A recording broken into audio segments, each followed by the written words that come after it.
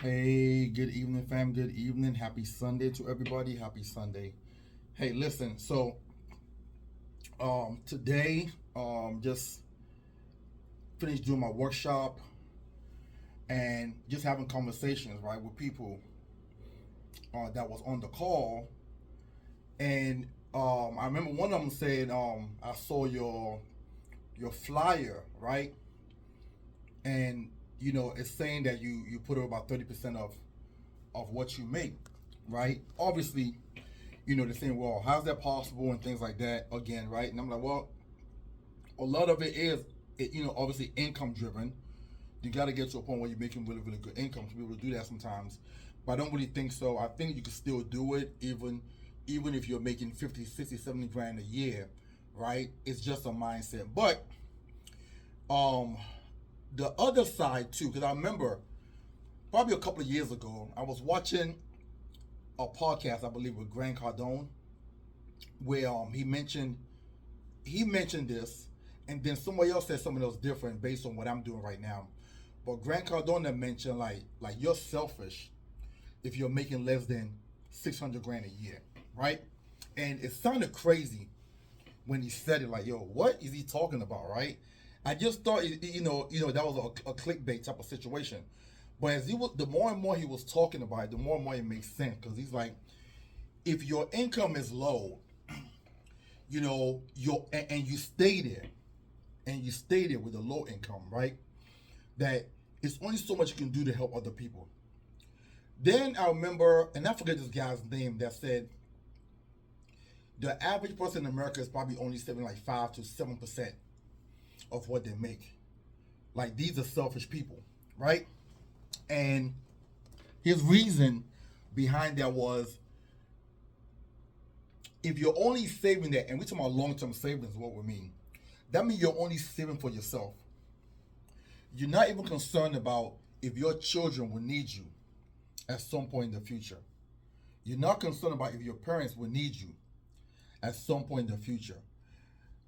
Hearing that guy talk is one of the reasons why I increase a lot of my savings. And again, being around millionaires who are showing me their portfolio and they're saying I'm saving 40, 50% of what I make or whatever like that. I remember one guy, within our company, he had shown me in one of his investment portfolio where he had a little bit over 4 million, like 4.2, something like that in there, right? And I was wild. I'm like, oh my God, what? Right? And he was only 59 years old. And he said, Maxwell, get to a point where you're making $500,000 a year and save half of that, right? Then today, after my call, as I was shutting down, I got on YouTube and I started. I don't know if you guys can see this, right? Start watching this right here. It says money lessons from parents saving millions for their children. This is Business Insiders that I'm looking at right here. Money lessons from parents saving millions for their children. And the main reason they're doing it is so that way the kids can have a better life than they had, and their children can have a better life than they had.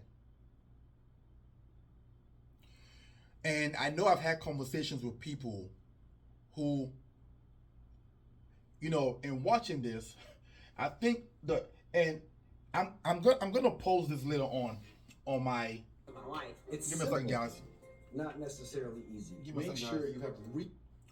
I'm gonna post this later on this video on my Facebook and IG or whatever. You guys go ahead and watch it, right? But if you some of these guys are saving 50, 60% of their pay. 50 and 60% of their pay they're saving. And I'm having conversation with people, right? I'm like, we live in the same country. AI automation is running rampant right now. The likelihood of your children needing your support in the next 10, 15, 20 years is gonna be there. Unless your children get a career in tech, programming, engineering, things like that, right? There's a high likelihood your children are going to need your support in the future because automation, listen, we can't get around it, is taking over. Okay? I even saw one the other day where they had a robot drawing blood. I saw another one where they had a robot in the kitchen chefing it up. So if you're watching this, because a lot of people want to live for today. You only live one scenario. A lot of people want to spend, have a good time, blow money, blow whatever, right? I give myself a personal budget now. Once I get over that spending budget to treat myself out, everything's shut down. Forget about it. Everything is shut down. Forget about it. We ain't finna do nothing. One of the ladies in this video said that for 2 years, the family didn't buy no birthday gifts for anybody, including the children. They didn't do no Christmas. They didn't do no Valentine's Day. They didn't do no Father's Day, no Mother's Day. Nobody got nothing. And she did that for 2 years, and she was able to get rid of $50,000 in debt. Along with other things that she was doing, but she was just an example, right? Right? And I remember when I was telling a friend of mine, as a matter of fact, funny story. It was a young lady that was trying to date me or whatever like that. And I don't know how this conversation came about. And I was listening, I don't do holidays. I don't even do birthday celebration. And that was the end of it. She disappeared.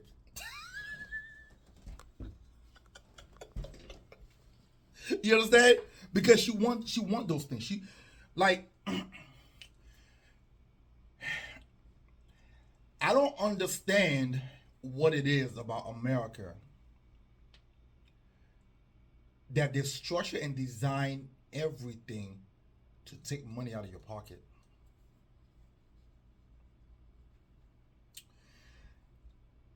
I personally think as a grown adult, when you get to a certain age, you shouldn't be looking for Christmas gifts. You shouldn't be looking for birthday gifts. Right? I'm also not even a fan of Valentine's Day.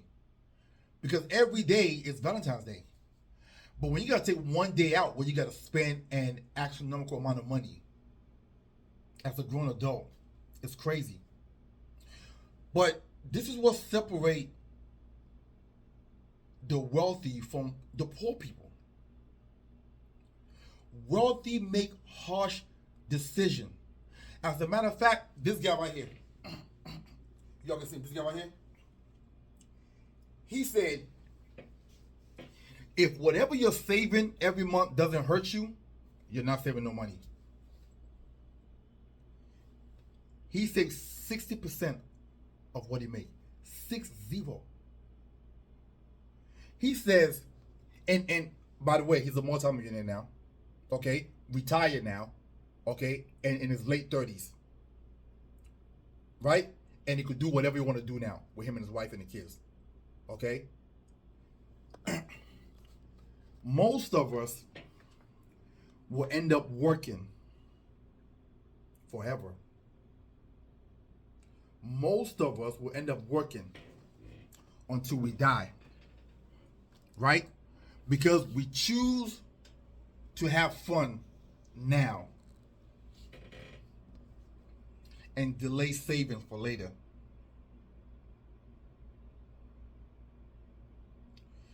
I'm so excited when I watched this video. I'm literally now again about to revamp my spending.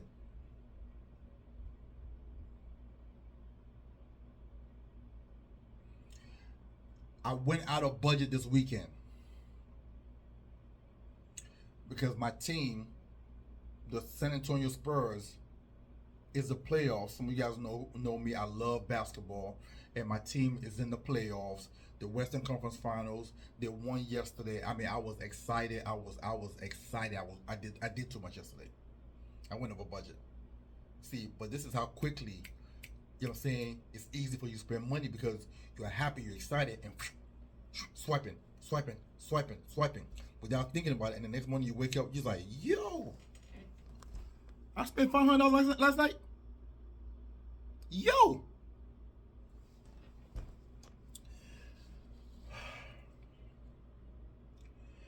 Um, my messaging to anybody who's watching this, just sit back and think about not only yourself, but your children and your children's children. And when you're thinking about yourself, think about your livelihood. How long do you want to put this stress on your body to continuously wake up every day for 8, 9, 10 hours a day for the next 40 years? How long do you want to do this for? Or do you want to put a plan together to get off this hamster wheel and be able to be like these guys over here who figured it out and said the only way to do this is to get out of the American system that forces you to spend every time you step out the house. They figured it out. They figured it out. Everybody want to spend. The average American spends almost $700-800 a year on travel. One person, not a couple, or an individual. If it's a couple, it's more than double that amount a year on travel. And we wonder why people work till they die. Because if every year for the next 15, 20, 30 years you're spending that kind of money on just travel alone, you're the reason why you're poor. You're the reason why you stay working forever. It ain't the government.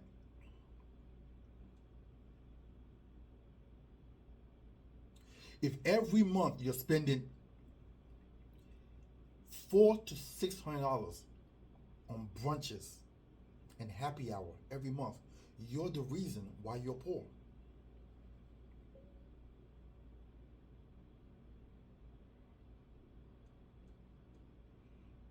If you have to buy expensive bags to impress people who don't even care about you anyway, you're the reason why you're poor.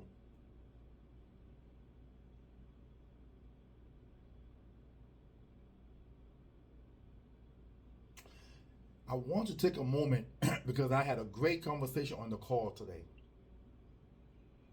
And I believe I woke a few people's mind and got them thinking, right? Because what I delivered today, most people didn't even think about.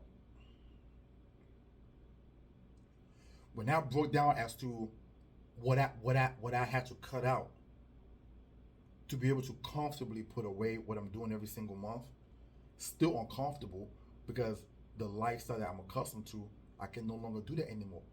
But what drives me is knowing if I stay this course, I can stop working between 55 and 57 and really, really enjoy myself. Can you just imagine, I want you to just imagine that you don't have any worry for money. You got money put away in the millions, that you wake up every day happy. I'm not saying money make you happy. What I am saying is you wake up every day without any worry for anything that has to do with money, housing, utilities, food, Okay, emergencies, support, health, anything that have to do with money. You wake up every day without having to worry about it. That's what keeps me doing it. Listen, hope you guys have a wonderful and blessed Sunday. I look forward to seeing you guys on the next workshop. I'm going to post the date for that one in a little bit. Hope you guys can get on this journey with me. I personally believe in the United States of America, 80% of the people here can actually be financially free. But most of us are bound and gagged. Most of us are bounded by debt. Most of us inflict this pain on ourselves in most cases. Okay? I'm an example of that. I've done some crazy stuff with money that I shouldn't have done. If I knew what I knew now in my 20s, I might be a millionaire by now. But I used to blow through money in my 20s and 30s, even in my early 40s, because I didn't know any better. So I hope you guys can get on this journey with me. And it ain't that hard. It's not as hard as you think it is. It will be uncomfortable. It will be uncomfortable because you're going to have to do away with certain things. But the alternative is I work until I die. I grow old with no money. That's the alternative. Listen, I hope you guys have a wonderful and blessed Sunday. Talk to you soon.